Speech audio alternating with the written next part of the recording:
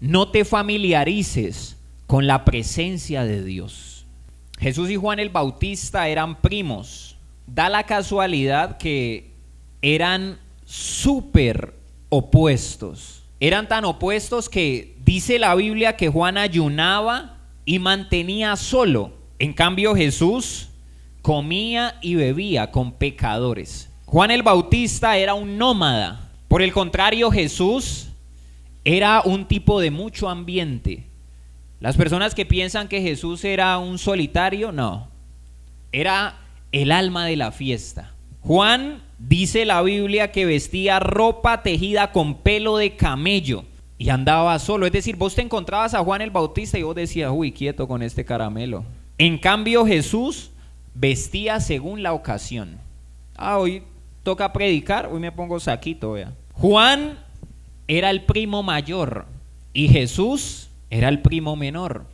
Es decir, que Juan veía a Jesús como la chinga. Aquí en Colombia se dice la chinga. Hay otra palabra que se utiliza, el menor. La cuestión o lo que sacudió la vida de Juan fue cuando los discípulos del mismo Juan, en Lucas capítulo 7, versículo 18, le contaron todo lo que Jesús hacía. Y dice la Biblia que entonces Juan le dijo a estos dos discípulos, le dice, ve, anda donde Jesús y pregúntale, ¿eres tú el Mesías a quien hemos esperado o debemos seguir esperando a otros? Escuche, ¿sabe por qué Juan le manda a preguntar eso a Jesús? Porque Juan conocía a Jesús desde pequeño. Lo que le estaba diciendo, sin decírselo, era, vos, Jesús, mi primo, vos sos el Mesías, pero yo te conozco. Yo a vos te conozco desde pequeño. Yo me acuerdo cuando nosotros jugábamos juntos. ¿En serio? Yo no creo pues que vos seas el Salvador del mundo.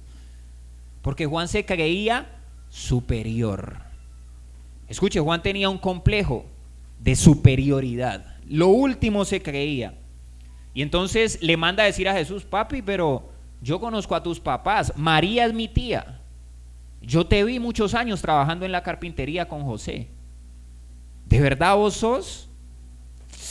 ¿Estás seguro que eres el Salvador del mundo, primo? Y aquí yo quiero enseñarle algo a usted, iglesia, y es, no te familiarices con la presencia de Dios. Y le doy otra frase, no te familiarices con tu pastor, no te familiarices con tu líder de casa de paz. Ay, ve, el Rodrigo, háblamelo pues, Rodrigo, ¿todo bien? ¿Sabe? Hubo alguien que se familiarizó mucho conmigo. Recién yo llegué a esta iglesia. La cuestión es que él pensaba que yo también estaba familiarizado con él. Hasta que un día me dijo, préstame 50,000, pastor. Yo lo miré y le dije, no, señor. Y yo lo había dejado claro desde los primeros días. Los que están hace rato, yo dejé claro que yo no le prestaba plata a nadie. Y cuando le dije que no, es como si le hubiera metido un puño en la cara. ¡Pah! Lo devolví. Y me miró y yo le dije, ¿qué pasó? Y me dijo, no, es que necesitaba pagar algo, pero te los iba a dar mañana. No, señor. Hay un dicho que por ahí dice, el hecho de que el payaso se ría contigo no significa que sea tu amigo. Ahora, yo no soy ningún payaso, yo soy su pastor. La cuestión es que muchas veces quizá tú te familiarizas con el hombre de Dios, con el hombre que Dios ha asignado. Y escuche, cuando te familiarizas, se crea una barrera que impide que tú recibas lo que ese hombre tiene para darte a ti. La presencia de Dios o el Espíritu Santo es representado en la Biblia a través de un animal, la paloma. Y la paloma tiene 3 características, o el Espíritu Santo.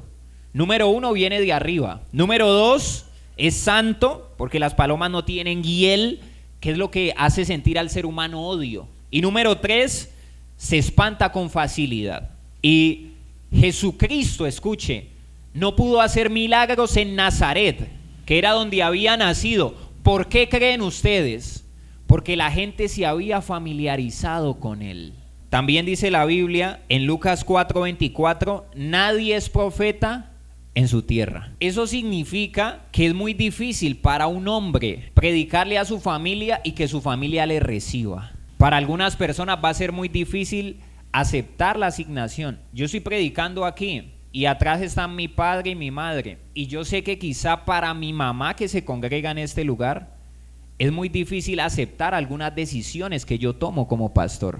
¿Saben por qué? Porque ella me conoce desde acá, desde el vientre. A María le costaba mucho, iglesia, le costó mucho tiempo entender que ese bebé que llevaba en su vientre era el Salvador del mundo.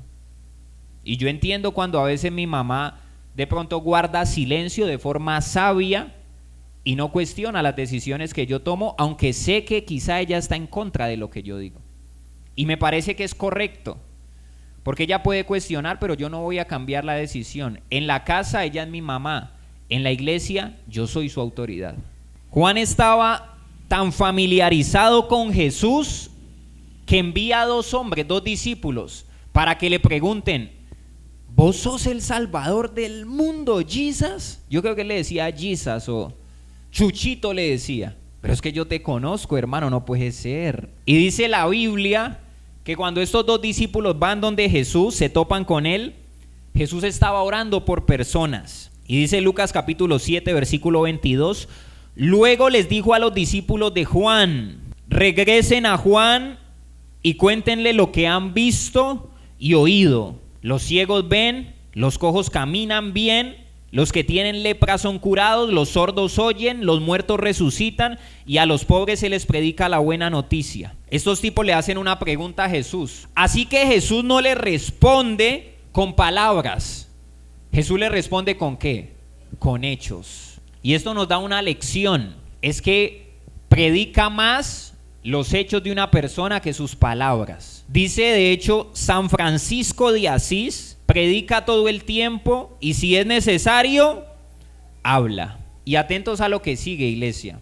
Lucas capítulo 7, versículo 23. Jesús está predicando con palabras, pero le manda un recadito a su primo mayor. Le dice y agregó: Dios bendice a los que se apartan, a los que no se apartan por causa de mí. Y aquí yo le digo, cuidado.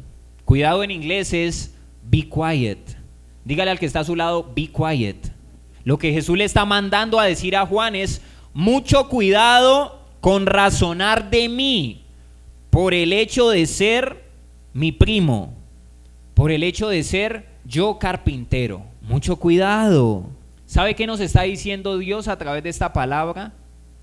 Y si usted anota, tome nota de esto. Ten cuidado a quien subestimas hoy, porque puede salvar el mundo mañana. Hay otra versión que dice: Dios bendice a los que no se ofenden por mi causa. Jesús le está mandando a decir a Juan: es mucho cuidado con la envidia. ¿Jesús es motivo de ofensa? Yo le pregunto a usted. ¿Ustedes creen que Jesús es motivo de ofensa? Para muchos sí. ¿Y sabe por qué, iglesia, para muchos es motivo de ofensa? Dios me revelaba que hay mucha gente aquí que cuando estaba sin Dios se quejaba y decían también: yo tengo que algún día ir a la iglesia, tengo que buscar a Dios. Y ahora que estás con Dios, ahora que estás con Jesús, te quejas también, porque dices: yo me acuerdo cuando no iba a la iglesia, a mí como que me iba mejor que ahora. Dios te dice: mucho cuidado con eso, porque entonces ¿qué quieres? Tienes que tomar una decisión. Te quejabas cuando estabas sin mí y ahora te quejas que estás conmigo, entonces metete o salite. Y Jesús habla de este tipo de personas en Lucas capítulo 7, versículo 32 para cerrar. Dice muy fuerte Jesús: se parecen a los niños que juegan en la plaza. Se quejan ante sus amigos. Tocamos canciones de bodas y no bailaron. ¿Sabe qué le está dando a entender Jesús ahí? Le voy a explicar este versículo, porque yo le decía a Dios: dame la revelación de esto. Se está refiriendo a que ellos estuvieron, los fariseos estuvieron con Jesús y no le prestaron atención, porque Jesús era un tipo de ambiente, de ir a fiestas, de ir a bodas, de comer con pecadores. El alma de la fiesta era Jesús. Y entonces Jesús dice: se parecen a niños, tocamos canciones de bodas y no bailaron. Y sigue diciendo: entonces tocamos cantos fúnebres y no lloraron. Allí ya me está hablando de Juan el Bautista, que era un tipo austero, sencillo, despojado. Y tampoco, escuche iglesia, tampoco quisieron comprometerse en ese momento con él. Y hoy Jesús te pregunta, ¿qué quieres entonces, iglesia? Decídete en cuanto a mí, ¿vas a lavar redes o te sumerges en alta mar?